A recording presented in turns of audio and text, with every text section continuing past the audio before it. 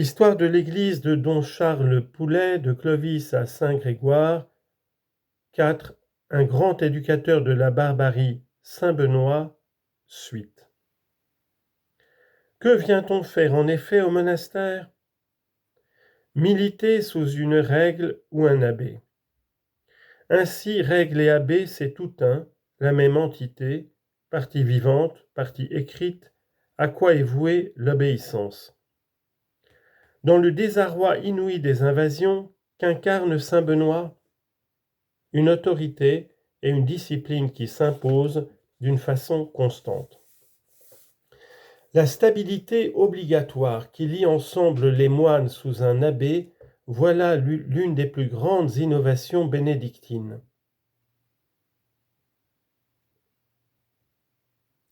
Par où sont supprimées toutes les fantaisies de l'esprit propre telles que libre usage et libre abus des mortifications, et encore gyrovagie ou droit de se promener à son gré.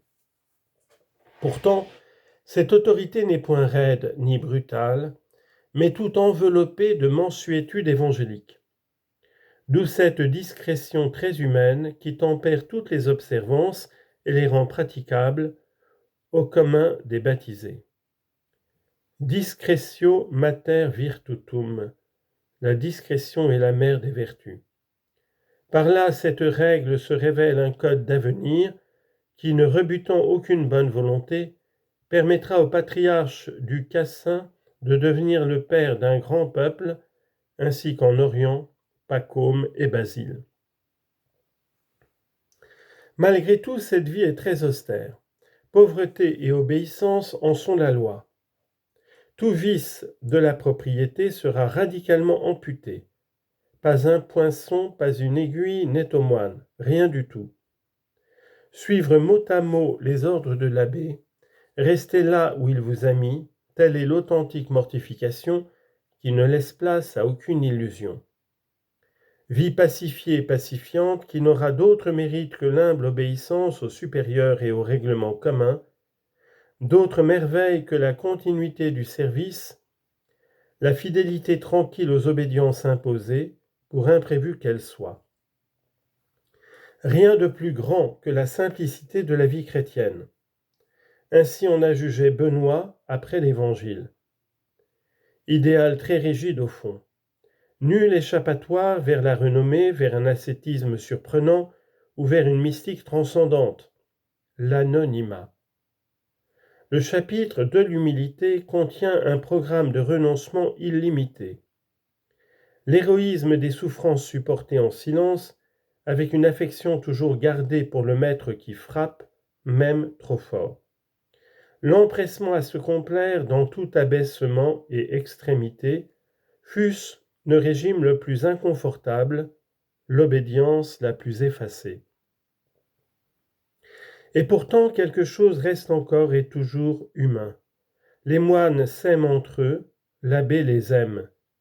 Il met toute son industrie à gagner leur affection, à la regagner au besoin. Bon pasteur qui prendra sur ses épaules la brebis égarée. Un grand courant de tendresse évangélique vivifie la vie commune. L'imperium romain et la fraternitas chrétienne se rencontrent ici et s'embrassent. C'est un idéal de gouvernement, et si saint Benoît a pu le formuler sans utopie, c'est qu'il légiférait pour une élite. Cherchez Dieu. Mais par quels moyens? De quoi s'agit-il avant tout? De psalmodier avec sagesse en présence des anges, telle est l'œuvre de Dieu par excellence, la part de service que le moine lui doit. En latin, opus Dei servitutis pensum. À cela rien ne doit être préféré.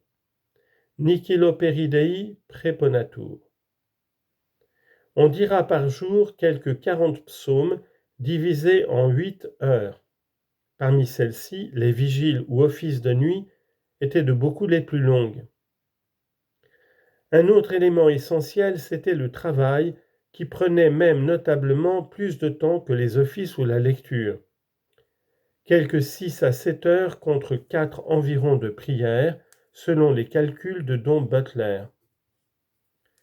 Ce travail restait manuel, soit dans les champs, soit à l'intérieur du monastère. Somme toute, aucune spécialité. Le cloître est une école du service de Dieu, rien de plus. Prière liturgique et travail manuel sont, pour s'y épanouir, deux moyens conjugués. En vue d'une telle œuvre, les recrues peuvent venir de partout et de tous les milieux. Elles ne doivent pas être agréées au hasard. Si discrète qu'elle soit, la règle bénédictine n'est accessible qu'à une élite. De là un noviciat régulier où on exposera aux postulants les choses dures et âpres par lesquelles on va à Dieu. En latin, dura et aspera. Et pourtant, la règle était vouée à une large diffusion. Tout y contribuait. D'abord, l'inquiétude générale, le dégoût d'un monde agité par les révolutions et les invasions, d'où pour beaucoup un immense désir de solitude et de silence, puis cette discrétion et cette humanité qui rendaient la vie bénédictine accessible à toutes les bonnes volontés. Ajoutons ce régime d'égalité conventuelle, bien propre à réconcilier dans le Christ les éléments disparates qui se heurtaient à une époque si troublée. Nos modernes techniciens de la question sociale ont-ils suffisamment admiré une telle confiance dans la vertu réconciliante du christianisme, et chez un homme si avisé, si pondéré, si discret? Le moment historique qui inaugurera la diffusion de la règle semble bien être le sac du mont Cassin par les Lombards en 589 et l'établissement des fils de Saint-Benoît dans un monastère adjacent à la basilique du Latran, sous les regards du pape. C'est là que saint Grégoire recueillera les éléments de la vie du patriarche, là aussi qu'il prendra contact avec la règle.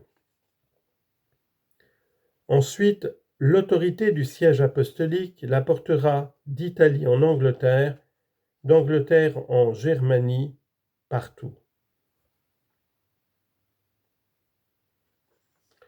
Chapitre 2. Le pontificat de saint Grégoire le Grand, 590-604.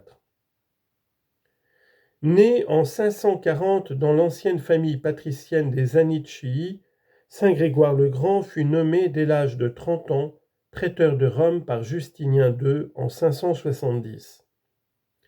Mais il embrassa bientôt la vie monastique et employa sa fortune à la construction d'abbayes. 6 en Sicile et une 7e à Rome, sous le vocable de saint André, dans son propre palais du Montecelio. Le pape Benoît Ier l'envoya en 578 comme apocrisiaire ou nonce à Constantinople auprès de l'empereur Tibère. Il parvint en 585 à rentrer dans son monastère. La vue de quelques jeunes anglo-saxons sur le marché des esclaves lui inspira, dit-on, l'idée d'évangéliser la Grande-Bretagne. Mais sa présence restait indispensable à Rome. À peine était-il en route que Pélage II le fit rappeler. À la mort de celui-ci, le choix unanime le proclama pape.